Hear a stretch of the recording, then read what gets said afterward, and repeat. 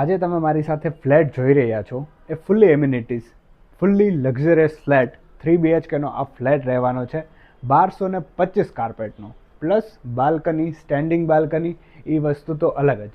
જ્યાં તમે જોઈ રહ્યા છો એક લિવિંગ એરિયા છે અને સાથે સ્પેશિયસ ઘણો એવો સ્પેશિયસ રહેવાનો છે લિવિંગ એરિયા. પીઓપીથી લઈને બધું ફિટિંગ તમે જોઈ શકો છો. એટમબર્ગના ફેન આપી દેવામાં આવ્યા છે અને આ જે મટીરિયલ તમે જોઈ રહ્યા છો ને એકદમ કાચનું મટીરિયલ છે. બધી વસ્તુ એક વસ્તુ ચૂનીને તમને આપી દેવામાં આવેલી છે.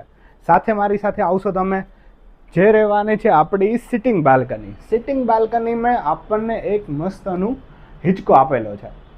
લિવિંગ એરિયાની સામે જ તમે મારી આવશો તો તમને મળી રહેવાનું છે ડાઇનિંગ એરિયા. તમે જોઈ શકો છો આ મટીરિયલ આ વસ્તુ સાથે જ આવશો પરફેક્ટ અને એટલું સિમ્પલ કિચન તમને જોવા મળી રહ્યું છે. કિચન જોઈ શકો છો, ચીમની આપી દેવામાં આવી છે અને બધું ફર્નિચર જેમ છે એમ જ તમને આપી દેવાનું છે. તમે મારી આગળ આવશો તો અહીંયા રહેવાનો છે યુટિલિટી એરિયા. તમે જોઈ શકો છો કિચનની આગળ તમને મળી રહેવાનું છે એક સ્ટોરેજ એરિયા. એનાથી આગળ આવતા રહેશો તો માસ્ટર બેડરૂમ તમારા માટે જોઈ શકો છો. તમે માસ્ટર બેડરૂમ ખાસો સ્પેશિયસ બધું ઇન્ટિરિયર તમે જોઈ શકો છો. આ તમે જે મટીરિયલ જોઈ રહ્યા છો એક એટ્રેન્ડિક મટીરિયલ છે અને સામે જ તમને મળી જવાનો છે એક મિરર જે તમારે લેડીઝ માટે પરફેક્ટ રહેશે. અટેચ વોશરૂમ રહેશે, એક પહેલી સ્ટેન્ડિંગ બાલ્કની રહેશે અને સેકન્ડ સ્ટેન્ડિંગ બાલ્કની તમને અહીંયા મળી રહેવાની છે. સેકન્ડ બાલ્કની રહેવાની છે, એક સિટિંગ બાલ્કની રહેવાની છે. તમે આવીને જોઈ શકો છો.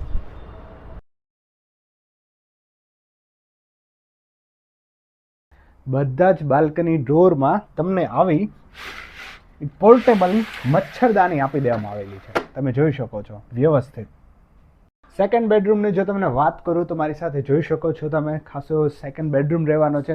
સામે જ તમને અટેચ વોશરૂમ મળી રહેવાનું છે. અહીંયા વોર્ડરોબ માટેની સ્પેસ સારી એવી રહેવાની છે અને એકદમ યુનિક કોન્સેપ્ટ અને યુનિક ડિઝાઇનથી બધી વસ્તુ તમને પ્રોપરલી ફર્નિશ કરી આપવામાં આવી છે. અને આજે બેડ જોઈ રહ્યા છો તમે એક વસ્તુ આજે તમે જોઈ શકો છો આ એક કોરિયન મટીરિયલથી યુઝ કરાયેલો છે. મિરર તમને અહીંયા મળી રહેવાનો છે. સાથે જ તમને અહીંયા મળી રહેવાની છે સ્ટેન્ડિંગ બાલ્કની.